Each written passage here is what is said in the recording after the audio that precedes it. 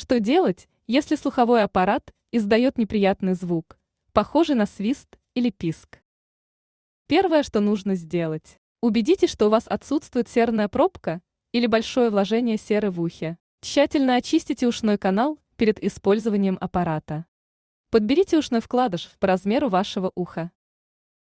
Как подобрать ушной вкладыш, покажем на примере аппарата Casio.